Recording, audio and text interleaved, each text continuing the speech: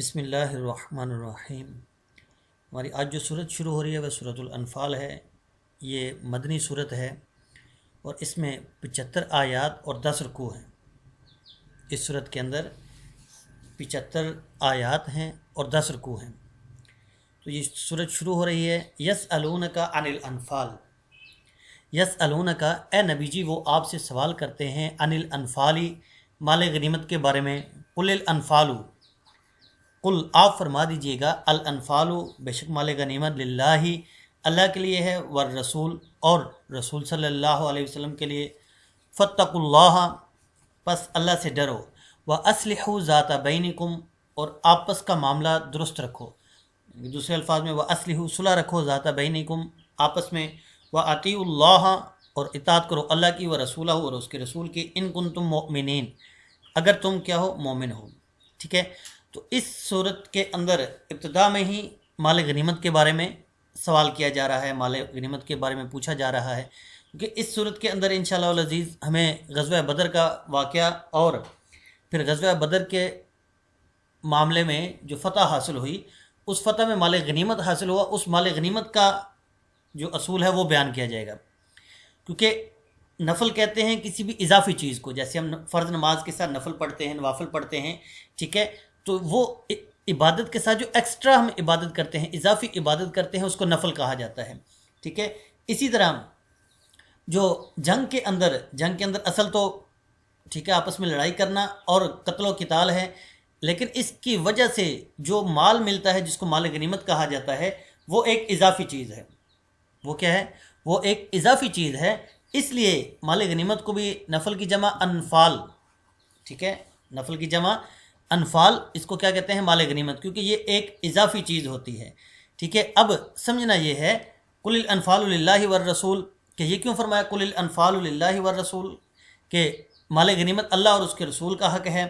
تو اصل میں عرب کے اندر یہ دستور تھا کہ اس سے پہلے باقی شریعتوں میں، باقی انبیاء علیہ الصلوۃ والسلام کے دور میں مال غنیمت حرام ہوا کرتا تھا، وہ لڑائی کرنے والوں کو نہیں، جنگ کرنے والوں کو نہیں ملا کرتا تھا۔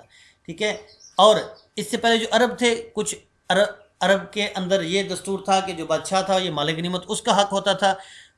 کسی جگہ پہ ٹھیک ہے بعض ادوار میں یہ مال غنیمت یہ جو جنگ کے اندر شریک مجاہدین ہوتے تھے ان کا حصہ ہوتا تھا۔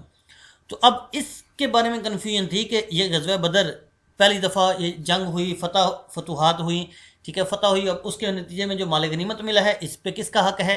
تو اللہ جل شانہ والوں نے کلیئر کر دیا، قل الانفال للہ، آپ فرما دیجئے کہ انفال مال غنیمت للہ اللہ کے لیے، والرسول اور رسول کے لیے، یعنی کہ اللہ اور اس کے رسول کے احکامات کے مطابق ان کی ثوابدید ہے، وہ جس کو جیسا دیں۔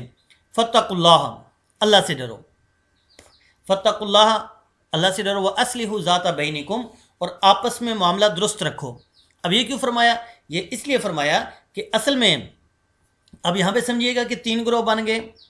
ایک گروپ وہ تھا جس کو کسی مصلحت کے تحت مدینہ میں رکھا گیا تاکہ مدینہ منورہ بالکل مردوں سے خالی نہ ہو جائے۔ یہ جو پیچھے رہنے والے مرد حضرات تھے، ان کا کام تھا کہ عورتوں اور بچوں کی اور گھر بار کی حفاظت کرنا۔ ٹھیک ہے، یہ بھی جنگ میں جانا چاہتے تھے، ٹھیک ہے، یہ بھی اس قافلے کے ساتھ جانا چاہتے تھے، لیکن ان کو کسی مصلحت کے تحت پیچھے روک دیا گیا۔ ان پیچھے رک جانے والوں میں حضرت عثمان رضی اللہ تعالی عنہ بھی شامل تھے، جو حضرت رقیہ رضی اللہ تعالی عنہ جو کہ حضور علیہ السلام کی صاحبزادی ہیں، ان کی تیمارداری، ان کی بیمار پرسی کی وجہ سے وہ پیچھے رک گئے تھے، اور اسی غزوہ کے دوران ہی ان کی وفات بھی ہوئی۔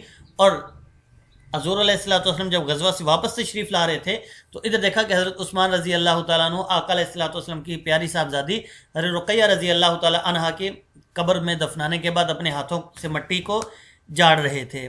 ٹھیک ہے، تو سمجھیے گا کہ ایک یہ گروہ جو پیچھے رہ گیا، اور ایک اب جو جنگ میں گئے ان کے اندر بھی 2 گروہ بنے۔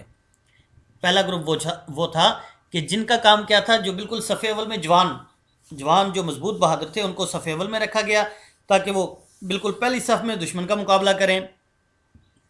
اور دوسری صف میں کون تھے؟ دوسری صف میں پیچھے حضور علیہ الصلوۃ والسلام کے ساتھ جو تھوڑے ضعیف یا عمر رسیدہ افراد تھے، وہ حضور علیہ الصلوۃ والسلام کے ساتھ پیچھے۔ تو اب اختلاف یہاں پہ کیا ہوا کہ پرانے عرب کے دستور کے مطابق جو مجاہدین تھے جنگ میں شریک ہونے والے ان کے ذہن میں تھا کہ یہ مال غنیمت ہمیں ملے گا، ٹھیک ہے، اور جو پیچھے مدینہ میں رہ گئے ان کا حق نہیں ہے، یہ دو گروہ ہو گئے، ٹھیک ہے۔ اور پھر جو جنگ میں گئے ان کے اندر بھی دو گروپ بن گئے کہ جو صف اول پہ تھے ان کا یہ خیال تھا کہ یہ مال غنیمت یہ ہمارا حق ہے، ہمیں زیادہ ملنا چاہیے کیونکہ ہم تو بالکل پہلی صف میں تھے اور یقینی سی بات ہے کہ ہم زیادہ خطرے میں تھے۔ اور جو پیچھے والا گروپ تھا جو تھوڑی بڑی عمر کے تھے ان کا یہ خیال تھا کہ مال غنیمت ہمیں زیادہ ملنا چاہیے کیونکہ ہم حضور علیہ الصلوۃ والسلام کے ساتھ تھے۔ تو اس لیے اللہ جل شانہ و والہ نے دو ٹوک فرما دیا، فاتقوا اللہ، اللہ سے ڈرو، واصلحوا ذات بینکم، اور آپس میں صلح رکھو، یعنی کہ آپس میں اختلافات نہ کرو، واطیعوا اللہ ورسولہ، اور اطاعت کرو اللہ کی اور اس کے رسول کی، واطیعوا اللہ ورسولہ، اور اطاعت کرو اللہ کے اور اس کے رسول کی، ان کنتم مؤمنین، ان کنتم مؤمنین، اگر تم مومن ہو، ٹھیک ہے۔ اگر منافقین میں سے یا کفار میں سے ہیں تو پھر تو معاملہ ہی ختم، ان کنتم مومنین، اگر تم مومنوں میں سے ہو پھر اللہ اور اس کے رسول کی اطاعت کرو۔ اب آگے مومنین کی کچھ ڈیفینیشن بھی بتا دی، تعریف بھی بتا دی کہ مومن کون سے ہیں۔ انما المؤمنون، بے شک مومن وہ ہیں، الذین، جو اذا ذکر اللہ، جب اللہ کا ذکر کیا جائے، وجلت قلوبہم، تو ان کے دل ڈر جاتے ہیں۔